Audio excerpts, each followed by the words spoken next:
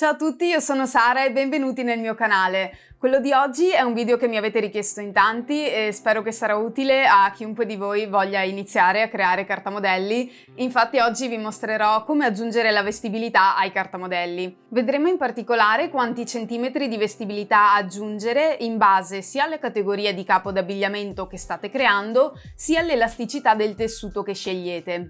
Prima di iniziare, piccolo disclaimer, ci tengo a precisare che io non sono una modellista di professione, ma una fashion designer e quindi per la realizzazione di questo video, che è piuttosto tecnico, ho preferito fare anche affidamento a un libro di modellistica che uso spesso, che è La tecnica dei modelli 1. Dopo, nel corso del video, per spiegarvi i vari concetti, vi lascerò una tabella riassuntiva e super completa con tutte le misure di vestibilità che vanno aggiunte per ogni categoria di capo, presa appunto da questo libro. Oltre alla tabella vi lascio comunque un link qui sotto in descrizione al libro, nel caso siate interessati a approfondire questo argomento o anche altri di modellistica.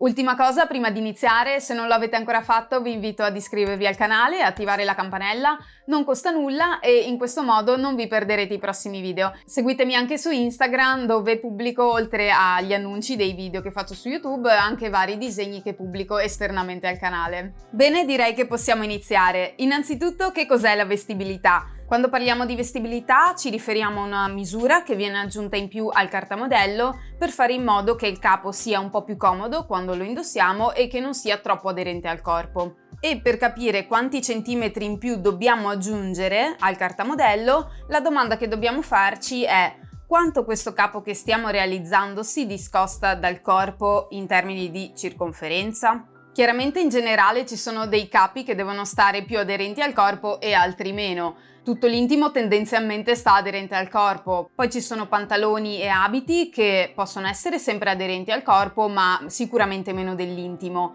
E infine abbiamo capispalla, giubbotti, giacche, che ovviamente sono i capi che stanno più staccati al corpo proprio perché devono permettere di poter indossare tutto il resto sotto. Quando si crea un cartamodello da zero, ogni misura di ogni linea che noi disegniamo nel cartamodello si basa sulle nostre misure corporee. In base però a quale tipologia di capo stiamo realizzando e in base a quanto questo è aderente o staccato dal corpo, dobbiamo aggiungere o alle volte anche togliere dei centimetri alle linee che andiamo a disegnare. Quindi se per esempio dobbiamo realizzare un cappotto anziché un reggiseno, prendo due esempi estremi, noi prenderemo per esempio la misura del seno e della vita come circonferenza e nel caso del cappotto però gli dovremo aggiungere un tot di centimetri in più rispetto a queste misure. Questo perché se noi prendessimo esattamente la misura nostra corporea così com'è senza aggiungergli niente, questo cappotto alla fine probabilmente non farebbe fatica a chiudersi e non permetterebbe neanche di poter indossare tutti i capi sotto proprio perché è troppo attaccato al corpo. Quindi in base al tipo di capo che stiamo realizzando ci sono delle tabelle con dei centimetri standard in più che vanno aggiunti alle misure corporee e la tabella ve la mostro man mano che vediamo i vari esempi. In particolare vi mostrerò la gonna, il top, l'abito, il pantalone e la giacca. Ma prima di vedere gli esempi vi dico la regola generale. Più il capo che state realizzando è aderente al corpo e meno centimetri di vestibilità dovrete aggiungere.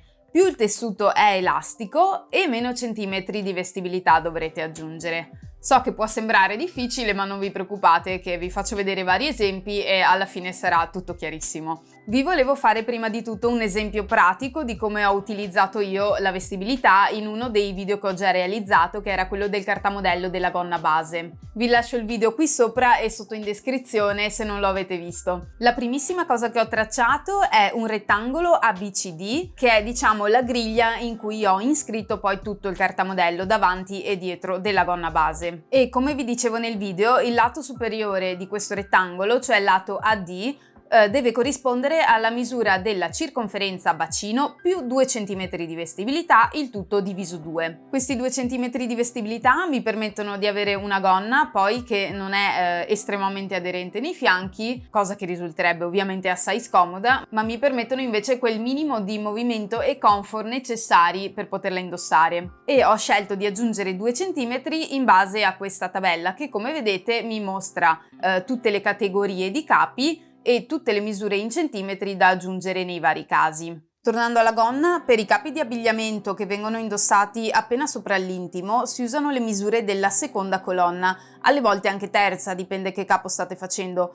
Quindi ho guardato la misura del bacino e mi dice di aggiungere da 0 a 2 cm. Ho scelto 2 cm anziché 0 proprio per dare quel minimo di agio in più e ho scelto 2 anche perché volevo realizzare questa cartamodello come base per tutte le gonne che farò in futuro con i tessuti fermi, quindi diciamo che 2 è la misura un po' più generica, 0 sarebbe stato troppo aderente, sarebbe stato più corretto nel caso avessi avuto un tessuto elastico. Domanda: se invece avessi voluto realizzare il cartamodello della gonna base da usare però con tessuti elastici anziché fermi, quanti centimetri di vestibilità avrei dovuto aggiungere?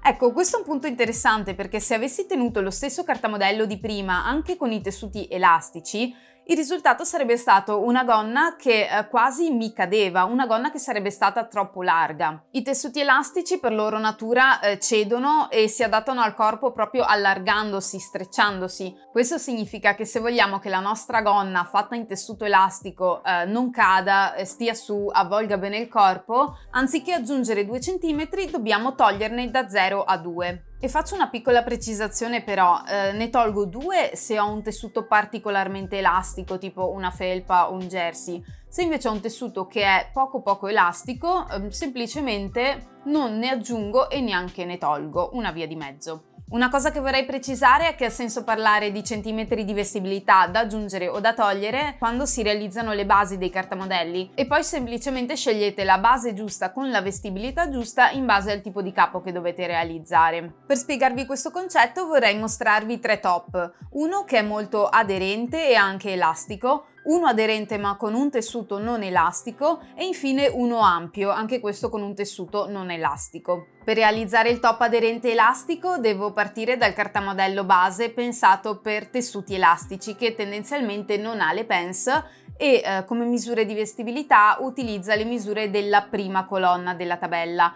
Ossia misure che vanno dai -4 ai -2 cm. Quindi sarà un cartamodello base più stretto delle nostre misure corporee. Significa che quando disegniamo questo cartamodello base, alla misura del seno e del torace dobbiamo togliere da 2 a 4 cm. Alla misura della vita togliamo da 1 a 2 cm e mezzo, al bacino togliamo da 2 a 4 cm e via così seguendo la prima colonna della tabella. Diciamo che la prima colonna va bene in generale quando dobbiamo realizzare dei capi di intimo con tessuto elastico, ma va bene anche se dobbiamo realizzare dei pantaloni o abiti o top, anche quelli in tessuto elastico e che magari siano anche dei fit piuttosto aderenti al corpo. Per il secondo corpino invece, che è aderente ma realizzato con tessuto fermo e non elastico, possiamo partire dal cartamodello del corpino base pensato per tessuti fermi, che è quello standard classicissimo che ha appunto le pens sopra e sotto al seno. E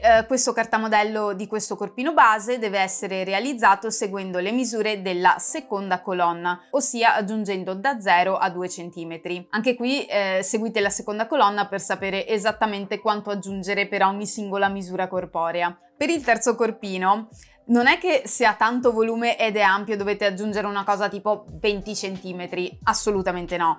Quello che dovete fare è anche in questo caso, come per il corpino di prima, partire dal cartamodello del corpino base pensato per tessuti fermi, il corpino standard, seguendo sempre le misure di vestibilità da 0 a più 2 cm e tutto il volume glielo si aggiunge dopo nella fase di modifica del cartamodello, dove appunto potete sbizzarrirvi, potete realizzare i volumi che volete, aggiungere tagli, aggiungere pens, fare tutto quello che volete. Il concetto di vestibilità ci serve per avere una base di partenza corretta per ogni tipo di capo che dovete poi realizzare. Parliamo ora di abiti. Anche di abiti ovviamente potete avere svariatissimi design, da quelli più aderenti, tipo questo, ad altri più ampi, tipo questo qui. E come usare la vestibilità per realizzare questi due abiti che vi ho appena mostrato? Allora, dobbiamo sempre domandarci se stiamo parlando di un tessuto elastico o fermo, prima di tutto.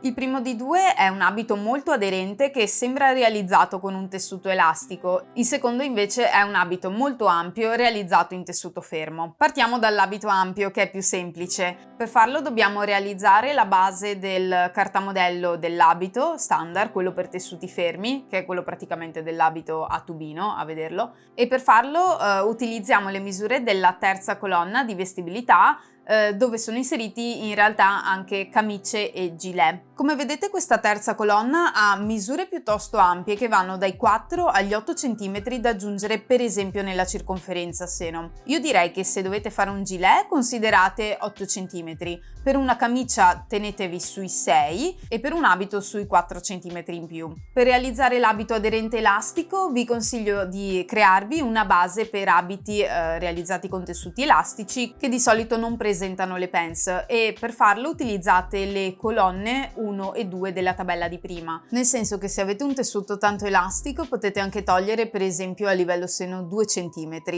Ovviamente tutte le altre misure vanno in proporzione. Se invece avete un tessuto non tanto elastico potete considerare la seconda colonna come riferimento e aggiungere o 0 o 2 cm sempre al seno. Anche per il pantalone vorrei farvi due esempi. Il primo è un leggings che di solito viene realizzato in tessuti molto elastici, e per fare questo preparatevi una base per pantaloni elastici, che è la stessa che di solito viene usata anche per fare il sotto dei body e le tute aderenti. Come misure di vestibilità utilizzate quelle della prima colonna, usate pure la misura più stretta dato che stiamo parlando di un tessuto molto elastico, quindi per esempio alla circonferenza totale del bacino vanno tolti 4 cm. L'altro pantalone che vi mostro è un pantalone classico che ha un fit piuttosto regolare, niente di troppo aderente, niente di troppo ampio. Nella tabella non è segnato il pantalone, non so bene perché, comunque quando vi preparate la base del pantalone vi consiglio di aggiungere 2 cm da spalmare sulla circonferenza totale della vita e 4 cm sul bacino.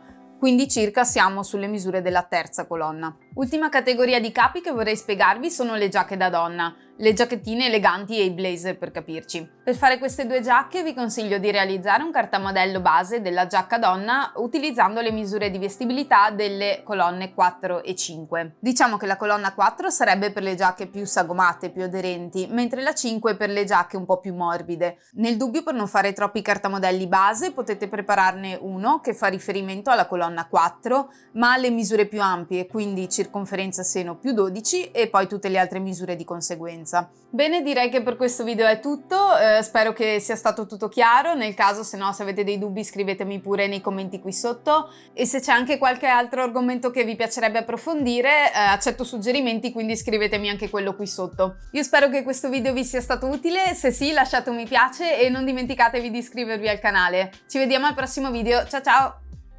Possono essere sempre aderenti al corpo. I tessuti elastici per loro... E per fare questo fatevi una cartamodello.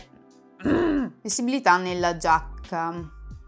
Bene, direi che per questo video è tutto. Se vi restano... E se c'è anche qualcosa... E se c'è anche... Anche per il pantalone vorrei farvi due... Potresti farmi una foto di backstage? Da laggiù in mezzo.